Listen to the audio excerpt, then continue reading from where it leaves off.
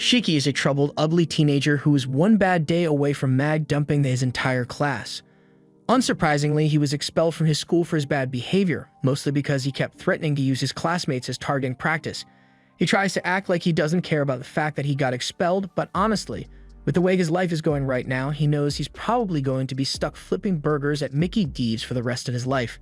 A few moments later, Shiki's dad comes charging into the room and smacks Shiki on the head because he just received the letter informing him of Shiki's expulsion. He can't believe Shiki went and got himself expelled from school like that, and he's so mad that he tries to smack Shiki again, but Shiki already adapted to the attack pattern, so he dodges and jumps back onto his bed. His dad calms himself down after that, but he still wants an explanation from Shiki because he wants to know why he was expelled. He also wants to know how Shiki managed to get all the guns he keeps in his room because having this stuff isn't cheap or legal for that matter. He tells Shiki he needs to stop acting like this before he ruins his life, but hearing that strikes a nerve with Shiki. So he yells at his dad and says he's glad they aren't related by blood because he'd never want to end up like him. That last part really hurts Shiki's dad's feelings, and Shiki knows he took it too far, but before either of them can say another word, the phone rings down in the liquor store Shiki's dad owns, so he heads down to answer it. When he answers the phone, he is surprised to find out that it's a large beer delivery order, but he doesn't get many customers, so he is happy to comply. He heads out in his car to make the delivery, and once Shiki sees him leave, he decides to try some target practice and starts muttering to himself about how he wishes things hadn't turned out this way. All of a sudden, he hears a loud crash sound outside his room, and a moment later, he gets dragged out onto the street by a rope of black mist. Shiki is incredibly disoriented by the fall, and by the time he realizes what's going on, a man named Samadair slowly walks out of the smoke, and he seems to know who Shiki is. Just then, a car comes out of nowhere to ram Samadair into a wall, and once he stops moving, Shiki's father yells for Shiki to get in immediately. Shiki doesn't question it and immediately jumps into his dad's car, but once they are presumably safe, he starts asking a lot of questions. First of all, he wants to know why some crazy man just dragged him out onto the street and why his dad was so calm about killing him with a car back there. Shiki's dad tells him that there's no way someone like Samadair would die from getting run over by a car. Shiki still has no idea what's going on, so his dad decides that it's time to tell him the truth. He informs Shiki that he is a descendant of the Oni, and Samadair is a descendant of Momotaro, which is why he is so hell-bent on hunting Shiki down. Shiki is so stunned that he doesn't know what to say, and there's a lot more to the story, but his dad doesn't have time to explain all the details because it looks like Sami has caught up to them. Black mist begins to surround the car, and it begins to break down, so Shiki's dad is forced to drive into a nearby abandoned factory so they can get out. After getting out, Shiki turns back and sees the car covered in that strange black mist from before, but before he can ask what that stuff is, the car goes up in a massive ball of flames. In all the chaos, Shiki's dad takes his eyes off Shiki for a second, and in that short time frame, Shiki's butt was kidnapped by the Samadair. Inside the warehouse, Samadair uses his black mist to restrain Shiki in the air. When he is asked why he is doing this, all he has to say is that all who possess Oni blood are nothing more than pests to be exterminated. Samadair is about to execute Shiki once and for all, but before that could happen, Shiki's dad shows up to stop him. As he walks in, he explains that all the legends of Momotaro and the Oni are true, and the battle has been raging on for millennia now. Across the generations, the descendants of Momotaro had all taken up the duty of eliminating the Oni, which is how the Momotaro Agency was formed. Shiki is still confused about all this, but his dad never expected a failure like him to understand immediately anyway. For now, he tells Shiki to just stay put and let him handle Samadair, but as soon as Samadair hears that Shiki's dad intends to challenge him, he creates two swords out of the black mist and charges in with astounding speed. However, Shiki's dad pulls out a mist blade of his own and blocks the attack. The black mist is a unique trait possessed only by the descendants of Momotaro. And here's where the dad lore deepens. Shiki's father was actually a former member of the Momotaro Agency who once worked alongside Samadair. His name used to be Tsuyoshi Momotogawa, however, he left that life behind a long time ago so he could raise Shiki away from the agency's eyes, but unfortunately he couldn't keep Shiki hidden forever.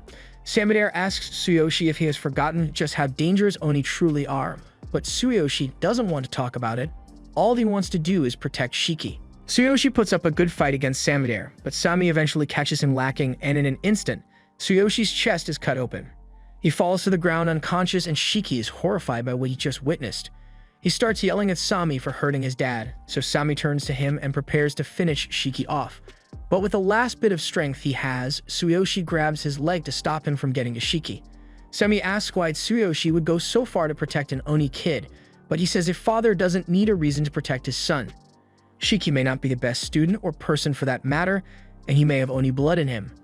But he has never hurt anyone before, so Tsuyoshi asks how Semi could possibly bring himself to kill an innocent child like this. Tsuyoshi's words sting because he has been having regrets about everything he has done lately, but he doesn't want to listen to this anymore, so he summons his sword and prepares to finish Tsuyoshi off. Shiki is helpless as he watches his father about to die at the hands of Sami, and the only thought going through his head right now is how much he wants to kill Tsuyoshi. Blood begins to drip from every orifice in his body as his mind is overcome with sheer hatred, and by the time Samudera turns his attention back to Shiki, he's no longer there. The next thing Sami knows, he hears the sound of several guns getting cocked next to his head, and he is so startled that he instinctively jumps back, narrowly avoiding the attack, but he still has no idea where Shiki is. Just then, he sees a drop of blood land on the floor, so he looks up and finds an awakened Shiki hanging off the ceiling.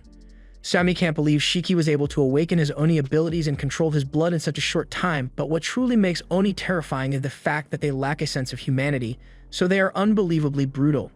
Sami readies his sword in preparation for Shiki's next attack, but once Shiki starts firing blood missiles at him, Sami realizes this is too much for him to handle and starts running away.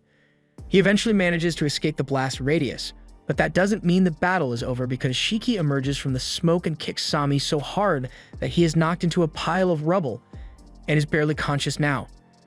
Shiki then stands over him and unleashes every weapon he has stored in his arsenal at once. The warehouse is destroyed in the mayhem, but surprisingly, Sami managed to survive the attack, and even more surprising is the fact that Shiki suddenly transforms back into a human. Shiki is confused and wonders why his entire body is covered in blood, which is a normal response given the situation, and Sami plans to take advantage of the confusion to finish Shiki off before he transforms again. He begins charging towards Shiki, while repeating that all Oni must be eliminated with no exceptions. Shiki isn't able to control his transformation at will yet, so he is pretty much a sitting duck right now. However, as his blade is about to strike, Tsuyoshi jumps out in front of him and takes the hit instead. Semi can't believe that Tsuyoshi would go as far as to sacrifice his life for an Oni, but Tsuyoshi recalls the good old days he spent with Shiki, and he honestly doesn't mind dying here since he got to live a fulfilling life. Samudera has grown tired of this fight, and all the destruction they cause is starting to draw the attention of the crowd, so since the Momotaro agency must remain secret, Samudera withdraws for now and fades away into a mass of black mist. Once Samudera is gone, Tsuyoshi collapses into Shiki's arms and Shiki is really worried about him, so he says he's going to call an ambulance, but Tsuyoshi tells him that no hospital can save him at this point. It's only a matter of time before he dies, so he would like to talk to Shiki one last time. First of all, he apologizes for keeping the truth from him all this time, but it's not exactly an easy topic to bring up in conversation. Unfortunately, he won't be here much longer, so he can't offer much in the way of support, but he tells Shiki to make sure he gets stronger in the future so he can beat both the Momotaro group and Oni so he can live a truly free life. Shiki yells at his dad for talking as if he has already died because he doesn't plan on letting that happen. He begins carrying Tsuyoshi to the hospital, and seeing Shiki show so much concern for him puts a smile on Tsuyoshi's face. But his wounds are way too severe, so after taking a few steps, Tsuyoshi loses all strength in his body and collapses to the floor. Shiki desperately begs his father to get up because he still hasn't gotten a chance to apologize and make up for all the hurtful things he said about him this morning, but it's already too late because Tsuyoshi is gone. Shiki sits there for a moment and cries over his dad's corpse, but all of a sudden, someone rolls up behind him and says he can't stay here because there will be too many witnesses. Shiki is startled, so he prepares for another fight, but before he could even turn around, he gets chopped in the neck and is knocked out instantly. It takes a lot of skill to be able to sneak up on someone with roller skates on, so Shiki clearly never stood a chance against him to begin with. Meanwhile, the leaders of the Momotaro agency are all in an uproar because they just found out about Samudera's failed attempt to eliminate Shiki, and they are starting to wonder if he has gotten weaker. But given the situation, they can't blame him for withdrawing since they can't let the public find out about their existence. However, they also don't want the public to become aware of the existence of Oni, so they plan to kill Shiki as soon as they can get their hands on him. However, that's going to be nearly impossible now because after getting knocked out, he was taken to a remote island in the middle of nowhere, and the idea is to enroll Shiki in a school full of half-Onis just like him so he can train his abilities properly. But before that, NATO is going to need to do a thorough evaluation to find out whether Shiki is going to be useful or not, and I can already tell that it's not going to be a fun experience. Shiki wakes up and finds himself shirtless and tied to a chair while the man behind him is doing push-ups on his umbrella. That's a sentence I never thought I'd have to say, but somehow, this is nowhere near the strangest thing Shiki has seen so far. The man's name is Nato, and now that Shiki is awake, he says he will begin explaining what's going on. First, he reveals his horns to show Shiki that he is an Oni just like him, and after that, he tells Shiki that he was brought here for two reasons: evaluation and retrieval. As Shiki already knows, the Momotaro agency hunts down Onis like them using the Black Mist, and the man who killed Shiki's dad was one of them. Their goal is to ultimately exterminate all Oni in the world, so to oppose them, the Oni agency was formed, and Mato's job is to find recently awakened Oni like Shiki and figure out whether he is fit to join the Oni agency. That's pretty much it, so Mato takes his board back and unties Shiki's mouth so he can ask questions. However, as soon as Shiki can speak again, he immediately starts yelling at Naito and demands to know what they've done with his father. Mato is annoyed by all of Shiki's yelling, so he deducts a few points from the evaluation and tells Shiki that his father's body was safely stored within this facility, but the guy is dead right now anyway, so it's not important. Shiki begins squirming around and trying to get himself free, but that violent behavior kind of the whole reason that Nato tied him up in the first place, so he won't be releasing him yet. Shiki is incredibly mad, but he knows yelling isn't going to get him anywhere, so he takes a moment to cool down and calmly asks Naito to release him because he has a score to settle with the guy who killed his dad. However, while his voice may have been calm, Shiki's face still looks really angry, so Naito refuses to untie him. Besides, he knows there's no way Shiki would stand a chance against a Momotaro agent, but if Shiki is so intent on getting himself killed, then Naito has a better way to evaluate him. He takes off his tie, and before Shiki can even react, Naito has snuck up behind him and proceeds to strangle Shiki with it. Basically, Shiki has to find a way out of this to pass Naito's test, and if he can't do it, then he dies. Either way, Naito doesn't really care. Shiki refuses to let himself die at the hands of some roller skate-wearing jerk, so he struggles until blood begins pooling around his eyeballs. But unfortunately, he wasn't able to make it out in time, so he eventually passed out. Naito is totally prepared to keep strangling Shiki until he is officially dead, but with Shiki passed out, his subconscious takes over, and he goes into Oni Berserker mode. The blood on the floor forms spikes that nearly clamp down on Naito, so he is forced to back away, and the second he takes his eyes off Shiki, he gets a machine gun pointed at his head. Shiki opens fire without hesitation, but when the dust settles, Naito is completely unharmed because he shielded himself using his blood umbrella. He can tell that Shiki hasn't learned how to control his blood powers yet because the only way he could fight was by going berserk, but this could be a good teaching moment, so Naito plans to subdue him as gently as possible. By the time Shiki regains consciousness, he finds his arm covered in blood while Naito is standing above him. He has no idea what just happened, and Naito had expected as much because when an Oni goes berserk, they lose all sense of self and destroy everything in their path, which is why this room is completely trashed right now. Shiki still doesn't understand a word that Naito is saying, and Naito is starting to think Shiki might just be stupid, but to make it as clear as possible, Naito sees Shiki as a graceless oaf who doesn't understand the first thing about controlling his blood, so he tells him he has been disqualified. Shiki is incredibly frustrated by the way things turned out, but despite all his anger, one thing is clear to him now. Naito is insanely strong, so he stands no chance of beating him. Acknowledging that hurts Shiki's ego, but he needs all the help he can get if he is going to face the Momotaro agency and get revenge for what they did to his dad. He swallows his pride and bows down to beg Naito to make him his student, but Naito is already fed up with Shiki, so he turns him down immediately. In battle, fighting without using your head means instant death, so someone like Shiki, who went berserk without thinking, would never last. He can't control his blood properly, and he's just plain stupid, so Naito doesn't want a useless student like him. Anyway, now that Naito has confirmed that Shiki is useless, he's going to have to dispose of him since he can let an incompetent berserker roam free. Shiki is stunned by what Naito just said, but from what Shiki has learned about Naito so far, he knows he's not joking, so he needs to act quickly if he wants to survive. Shiki turns around and runs away as Naito prepares his blood umbrella, but he knows he won't be able to escape before Naito attacks, which is why he begins charging at him. Naito thinks Shiki must have lost his mind since there's no way he can win a head-on confrontation. He prepares a wall of spikes to intercept Shiki, and in his head, he plans out all the possible moves Shiki could make here. He could either try to attack from the side, jump over, or retreat because he can't get through these spikes, and just as Naito had predicted, Shiki chooses to jump over the spikes. But what Naito hadn't anticipated was the fact that Shiki was able to create a gun mid-jump, so he blasts Naito in the head point blank. Shiki is proud of himself for managing to land a hit on Naito, But Nato wasn't actually injured by the blood bullet since he's still way stronger than Shiki. He is shocked that Shiki was able to control his blood, but he thinks it was just a fluke since from the looks of it, Shiki is on the verge of going berserk again. He doesn't want to have to deal with the gunslinging devil again, so Nato prepares his ultimate attack to finish Shiki off in an instant. However, to his surprise, Shiki actually manages to suppress his berserk mode and remains in control, so maybe it wasn't a fluke after all. Nato doesn't understand how Shiki managed to pull it off, so he asks Shiki for an explanation, and basically Shiki saw Nato using his ring to cut his finger so he could manifest his blood umbrella, and he just tried copying it to produce a similar effect. He pretty much just yelled at his brain to give him a gun, and eventually his arm turned into a gun, so it worked out well for him. Nato finds it hard to believe that such dumb logic was actually worked, but he can't deny that whatever Shiki did was effective. Normally, in order to avoid going berserk, an Oni would need to keep all their emotions under strict control at all times, so hotheads like Shiki usually have a hard time controlling their blood and go on a rampage. However, Shiki is different. It's more like he beat up all his emotions and made his berserk mode work for him. It's a crude method, but the power it allowed Shiki to use was certainly explosive.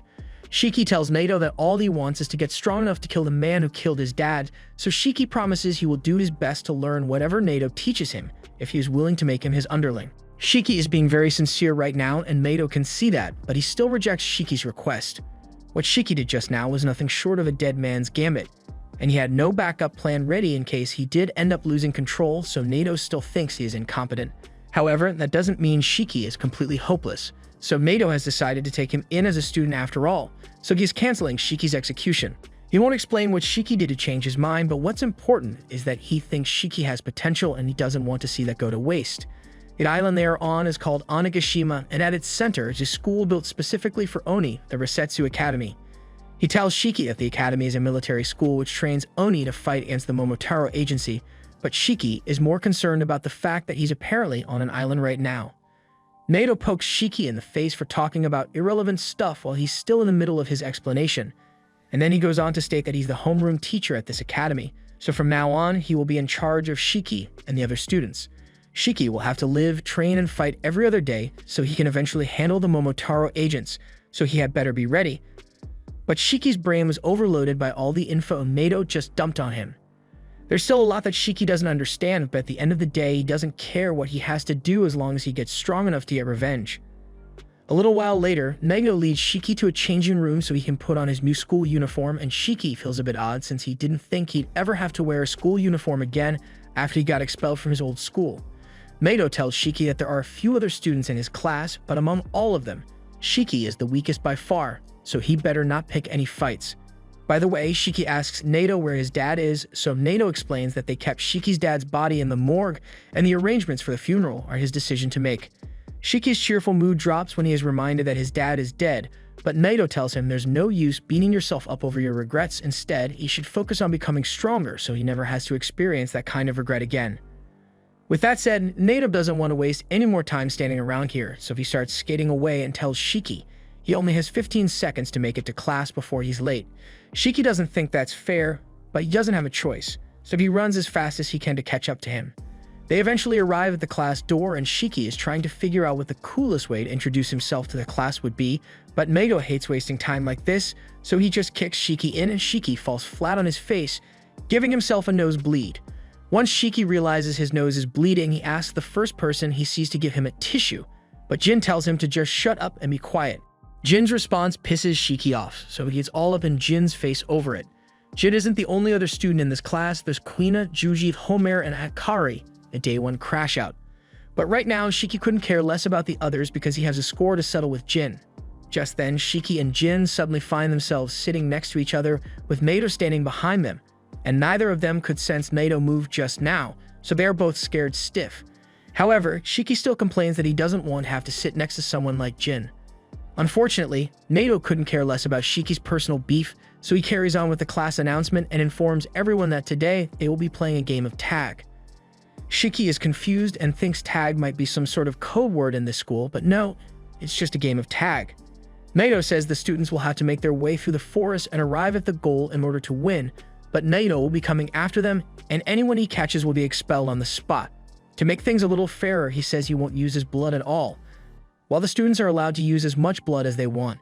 However, he warns that if they go berserk, then he will be forced to use his blood as well, and it won't end well for them. Jin asks Naito what happens if they accidentally kill him during this game, and Naito answers that if anyone is able to kill him, they will immediately graduate and get assigned to a unit of their choice, so they are welcome to try, but he won't make it easy. Everyone seems excited about the game now that they know about the rewards, but Shiki seems a little hesitant because he still isn't used to all this. However, the little discomfort isn't going to stop him from giving it his best shot, so he tells Naito to bring it on. This was the end of episode 2. Subscribe to not miss the next part.